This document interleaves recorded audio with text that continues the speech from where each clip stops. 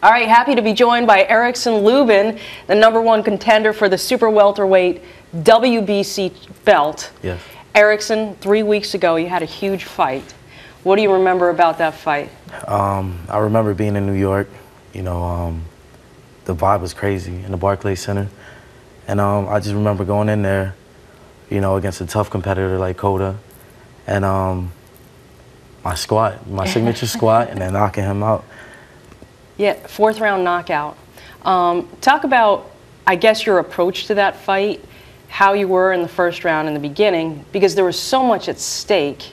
And how did maybe your mentality, did your approach change at all as it went on? I went into New York in that fight confident.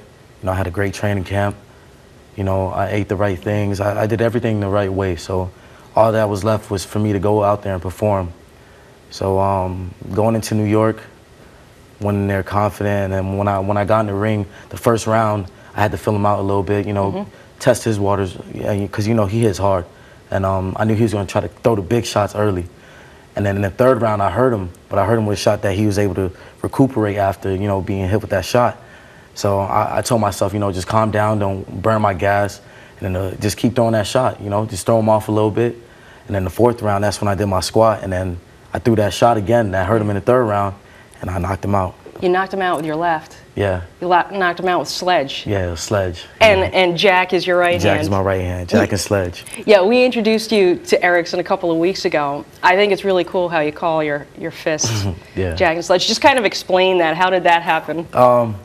It's like back in sparring and stuff like that. You know, I do a lot of talking in sparring just to, you know, boost my own confidence.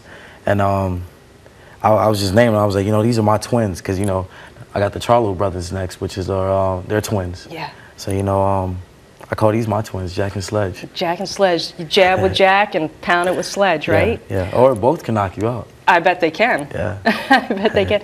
How did the fight over Jorge Cota, how did the win over Jorge Cota change your life? Did it change your life at all? I'm not exactly where I want to be. I want a world championship title. But it definitely did change my life and, you know, put me in the #1 spot. You know, I'm being recognized a lot more, not just in my city, but around the world and around the U.S. So that definitely, it boosted me up just as a boxer and a figure outside the ring. Yeah. You're 21 years old, but fighting has been part of your life for a really long time. Yeah. How much work have you put into this? I've put in a lot of work since I was about 4 years old. You know, this is all I know, you know, being in the ring and fighting since I was very young. You know, a lot of kids want to go to college and play basketball or play football or something like that. But, you know, all I knew was boxing. All I knew was boxing from day one.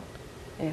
You're a great story because you're from here in Orlando, and you've never forgotten your roots. Right. You still train here. Why have you stuck around in Orlando to do this? Well, at first, when I first turned pro, I went to Miami for a couple years just to get a different taste. You know, go out there and see different people, meet different people, be around different fighters and stuff like that.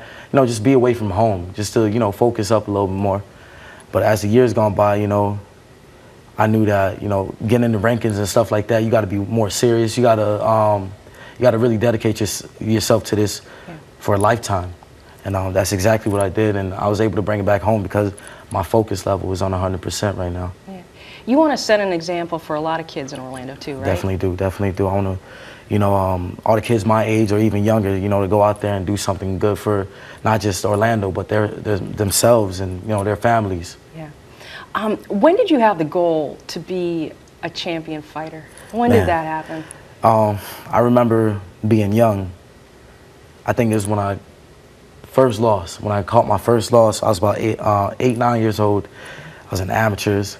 And then I was watching a boxing documentary, and the dude was Meldrick Taylor on the screen, and he was like, you know, when I was young, I used to write on the refrigerator, I want to be a world champion. I'm gonna be a world champion one day.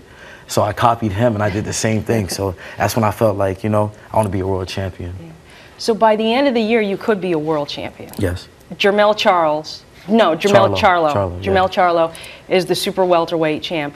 Well, what is this period like for you? What are you doing right now? You're kind of playing the waiting game, right? Yeah, I'm playing the waiting game right now, but this is, you know, the time for me to better myself. You know, for me to, you know, stay in the gym, you know, just get stronger physically, mentally, and just be prepared 100%, 110% by the time it's fight time. Yeah. So you just got back to sparring this week. Yeah. How did that feel? It felt regular, you know. Yeah. I'm used to it, and you know, I always can't wait to go back in the ring when I'm done fighting. Yeah. Charlo's got a fight coming up in May. Yeah. And then after that, assuming he wins, you've got him. Is that right? Yes.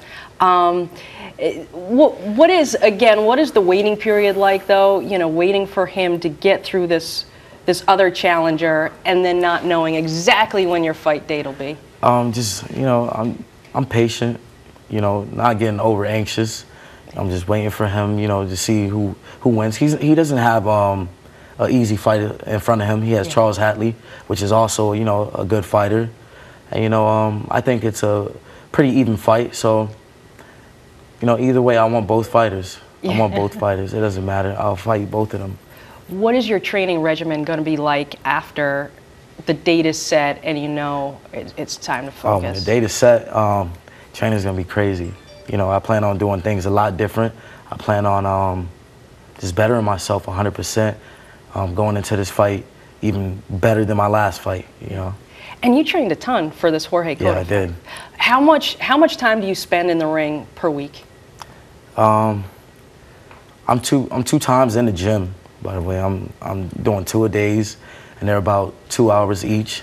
And even if I need anything extra, or if I have to do anything extra, I do it. You know, like swimming after, you know, the second session, or, you know, I always do my run. So that's about three times a day. Yeah. That's about maybe 6 hours a day. What is it that you love about boxing? I love it all. You know, being able to travel at just such a young age. You know, I'm only 21 years old. I've been traveling since I was about 8 years old. And being able to travel a lot, meet new people, and, you know, knocking people out. What's it like to knock somebody out? Oh, that's the best feeling in the world. Night-night? Yeah, night-night. That was awesome. So, yeah, because in your post-match comments, you told Jimmy Bray, night-night for Cota. That was really cool. The cool thing also is you haven't lost a fight since you were 13. Since I was 13. How does that happen? Just, you know, being locked in, you know, going into these fights really locked in and telling myself there's no way I can lose this fight. Yeah. You know, I think my last fight when I lost, you know, I shed so many tears, and I was just like, you know, this is the worst feeling in the world, and I haven't lost since. So then what was that feeling like when you knocked out Cota? That was a great feeling, you know, being able to, you know, do a little trick shot, a little dance real quick, and then knock him out right after.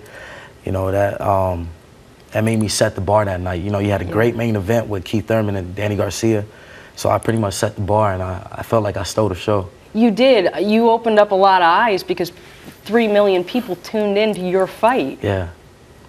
3 million people watched you box. Yeah, that's the most I've ever had people, most people I ever had watch me box. Yeah, and then, you know, for a title shot, yeah, who knows what the number could be. Oh, yeah, I can't wait. Yeah.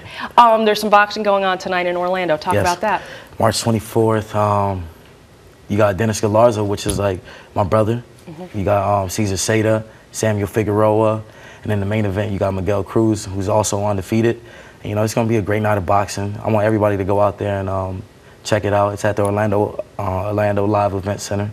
So it's gonna be a great, yeah, it starts at 7. It's going to be a great night of boxing. Yeah. There should be a lot of knockouts. Really? Yeah. And these are all local guys? Yeah, they're local. Local guys. And, you know, it wasn't that long ago. You were probably doing that. Yeah. Right? Like, kind of talk about that journey then. When you were an amateur, you weren't fighting at Barclays Center. You were fighting in small spots. Right. What was that like to build up to that moment? That's you know, that's where everybody starts. Everybody starts from the bottom, and you know, you got to build your way up. You got to you know, get to that level where you're, you know, fighting in these arenas. And I was fighting, you know, at not so big places, or I wasn't, you know, the co-main event of a big card like Danny Garcia versus Keith Thurman. Yeah. But, you know, I paved that way for myself, you know, going into these other fights, you know, where it wasn't so big, you know, and putting these guys out, you know, where people wanted to watch me more, you know, and wanted to tune in more. So, you know, that basically had my stock rising. In your mind, what does it take to be a great boxer? Dedication, hard work and dedication, for a fact. You have to be in the gym every day. You have to, you know, eat the right things. You got to sacrifice a lot. You have to sacrifice being, you know, with friends and, you know, just doing other things like that. You know, you got to be in the gym. You always got to be in the gym, always working on your craft. I've already asked you this. I asked you this a couple weeks ago, but 5 years from now, when people hear the name Erickson Lubin, what do you want them to think? The greatest boxer right now. You know, just you know, being a pound for pound list, be the #1 pound for pound. You know, have people thinking that I'm the best boxer right now, and maybe the best boxer of all time. That would be awesome. That would be great. That would be awesome. All right, well, we're going to wait for Charlo, see what he does, and Yes. then wait and see when your title fight's gonna happen. But congratulations, Thank you. Erickson. That's Thank you. awesome. Thank you. Erickson Lubin of Orlando, super welterweight. Check him out. Jab, jab, jab. No, wrong one. I messed that up. Let's do it again.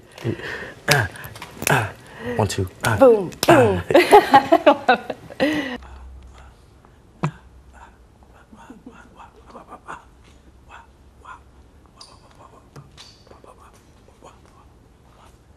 Boom, boom, boom, boom.